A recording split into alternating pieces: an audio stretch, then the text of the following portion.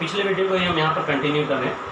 मैं वीडियो बहुत ज़्यादा बड़ा नहीं बना सकता क्योंकि यूट्यूब में अपन व्हाट्सअप में ज़्यादा लंबा वीडियो जाता नहीं है, इसलिए वीडियो को काटना पड़ रहा है वहाँ पर। देखिए यहाँ पर हम लोग यहाँ पढ़ चुके हैं कि नंबर ऑफ ग्राम इक्विवेलेंट मतलब normality into volume in litre या normality into volume in millilitre. अगर यहाँ ये वॉल्यूम मिलीलीटर है तो यहाँ पर भी मिलीलीटर होना चाहिए, लीटर है तो लीटर होना चाहिए। मान लीजिए आप इसको लीटर में लिखें, मतलब normality into volume in litre, normality into volume in litre. ये हो गया number of gram equivalent of acid. भाई normality into volume in litre से क्या मिलेगा? Gram equivalent. चूँकि ये एसिड है तो हो गया number of gram equivalent of acid, और बेस है तो क्या हो गया? Number of gram equivalent of base. चूँकि आप ये दोनों को बराबर मान रहे हैं, मतलब ये सॉल्यूशन क्या हो गया? न्यूट्रल हो गया, क्योंकि इसमें कुछ भी नहीं बच रहा है। लेकिन मान लीजिए की बात है, अगर ऐसा हो जाए कि एसिड के ग्राम इक्विवेलेंट ज़्यादा है बेस से, तो ये सॉल्यूशन क्या हो जाएगा? एसिडिक नेचर का हो जाएगा, क्योंकि इसमें एसिड के ग्राम इक्विवेलेंट ज़्यादा है। इसी में अगर आप ऐसा ले लें, ये क्या हो जाएगा? बेसिक नेचर का हो जाएगा, क्योंकि इसमें बेस ज़्यादा हो गया। अब जब ये ज़्यादा है, दो चीज़ को अगर आप मिलाते हैं, दो रिएक्टेंट हैं और दोनों चीज़ को मिला रहे हैं, तो रिजल्टेंट जो सॉल्यूशन बनेगा उसकी अगर आप नॉर्मेलिटी निकालना चाहें तो नॉर्मेलिटी कैसे निकालते हैं? जो एक्स्ट्रा है उसके बेस पर। एसिड का जो नॉर्मेलिटी है वो आपको ये बताता है कि 1 लीटर में कितने ग्राम इक्विवेलेंट H प्लस है, उसके नेगेटिव पार्ट से कोई मतलब नहीं रहता। जैसे कि बिस्किट का पैकेट कितना बड़ा है, जैसे आप मान लीजिए कोई बाम लेते हैं, पेन बाम कोई लेते हैं, उस पेन बाम में आप डिब्बी तो नहीं लगाते अपने माथे में, मलहम लगाते हैं। जो बाम रहता है वो आप अपने माथे पर लगाते हो या कहीं किसी जगह पर जहाँ ज़रूरत है वहाँ बाम लगाते हैं, डिब्बी नहीं लगाते। और उसके आप देखेंगे गौर से, नहीं देखेंगे तो आप देखेगा डिब्बी बड़ी रहती है और उसमें बाम कम रहता है। तो आपको डिब्बी के साइज से मतलब नहीं है, आपको मतलब किससे? बाम का मास या बाम का कितना अमाउंट आपके पास है उससे मतलब रहता है, क्वांटिटी कितनी है बाम की उससे मतलब है। सेम चीज़ यहाँ पर है कि एसिड का एसिडिक कैरेक्टर H प्लस के कारण होता है। तो एसिड का जो नॉर्मेलिटी है वो आपको ये बताता है कि उसके 1 लीटर से कितने ग्राम इक्विवेलेंट मिलता है। वैसे बेस की नॉर्मेलिटी से आपको पता चलता है कि बेस के 1 लीटर से कितने ग्राम इक्विवेलेंट OH मिलता है। एसिड की नॉर्मेलिटी से पता चलता है कि उसके 1 लीटर से कितने ग्राम इक्विवेलेंट H प्लस बन रहे हैं। बेस की नॉर्मेलिटी से आपको पता चलता है कि उसके 1 लीटर से कितने ग्राम इक्विवेलेंट OH माइनस मिलता है। यदि मैं बोलता हूँ कि मेरे पास 5 ग्राम इक्विवेलेंट एसिड है और 2 ग्राम इक्विवेलेंट बेस है, ये दोनों को मैं मिला दिया। 5 ग्राम इक्विवेलेंट एसिड है, मतलब मेरे को 5 ग्राम इक्विवेलेंट H प्लस मिलेगा।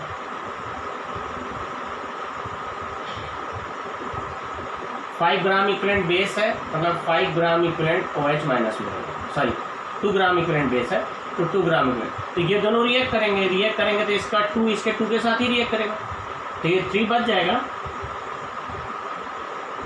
तो अब मेरे पास क्या बच गया? 3 ग्राम इक्विवेलेंट। मान लीजिए मैं इसका 1 लीटर लिया था, इसका 1 लीटर लिया था, तो टोटल मेरे पास वॉल्यूम कितना हो गया? टोटल वॉल्यूम तो 3 लीटर हो गया। टोटल वॉल्यूम क्या हो गया? 3 लीटर, क्योंकि सॉरी 2 लीटर। 1 लीटर में एसिड लिया, 1 लीटर बेस। 1 लीटर एसिड से मेरे को 5 ग्राम इक्विवेलेंट एसिड मिला, 1 लीटर बेस से मेरे को 2 ग्राम इक्विवेलेंट बेस मिला, ठीक है। अब टोटल वॉल्यूम क्या हो गया? 2 लीटर। टोटल वॉल्यूम हो गया 2 लीटर। इससे 5 ग्राम इक्विवेलेंट H प्लस, इससे 2 ग्राम इक्विवेलेंट OH माइनस, इसके 5 और इसका 2।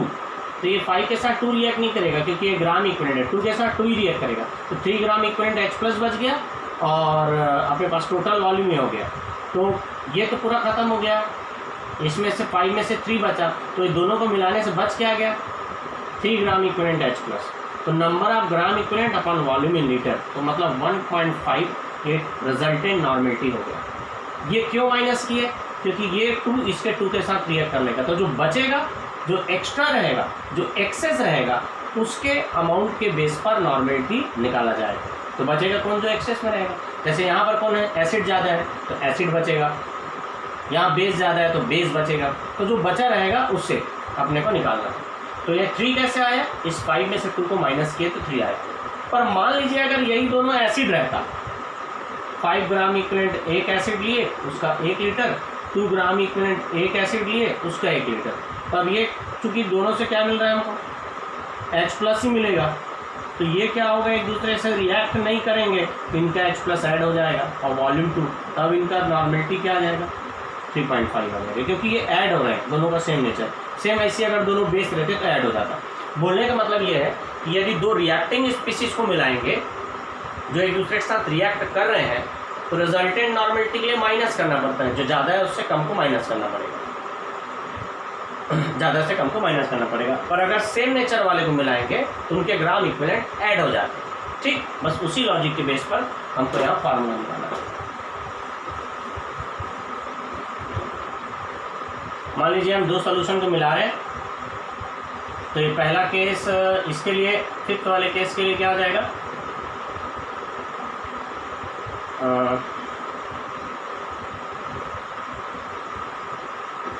नॉर्मेलिटी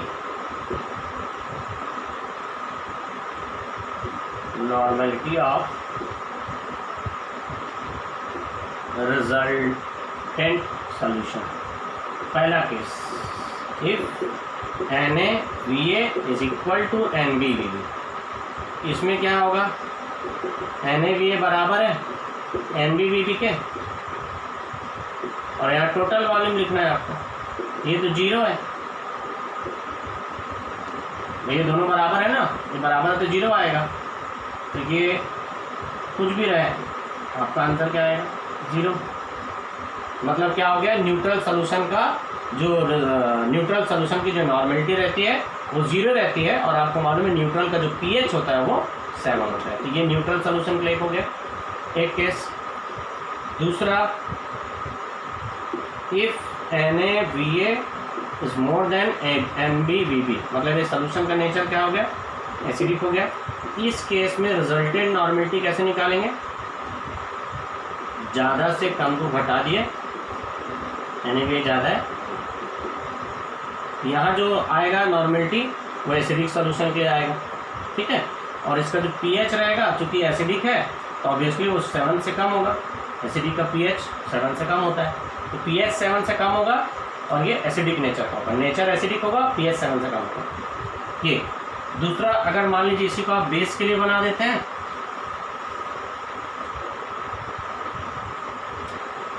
NbVb बेसिक नेचर का सॉल्यूशन है,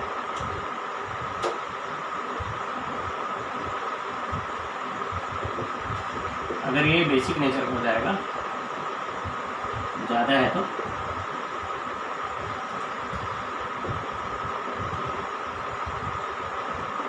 NbVb माइनस NaVa, ज़्यादा से कम को घटाना है, ज़्यादा से कम को घटा दिया, Va प्लस Vb, और ये अब इसमें जो pH आएगा, चूँकि ये बेसिक होगा, pH 7 से ज़्यादा आएगा, 3 केस हो गया। ये जो हो गया नॉर्मेलिटी के लिए फार्मूला हो गया अलग अलग। अच्छा, मान लीजिए दो रिएक्टेंट है, अभी क्या था, दोनों का आपको नॉर्मेलिटी मालूम था, तो दोनों को मिलाने के बाद जो रिजल्टेंट सॉल्यूशन है उसकी आपको नॉर्मेलिटी निकालनी थी, उसके लिए ये फार्मूला लगाया, अगर दोनों का नॉर्मेलिटी मालूम है तब। पर अगर आपको एक का वेट मालूम है और एक की नॉर्मेलिटी मालूम है, या एक का मोलैरिटी मालूम है, या जो रिएक्ट कर रहे हैं उनका मोलैरिटी मालूम है, तब क्या लॉजिक लगेगा, तब क्या फार्मूला बनेगा, उसके लिए मैं नेक्स्ट वीडियो में कंटिन्यू करता हूँ। नेक्स्ट वीडियो में आप वॉच करेंगे।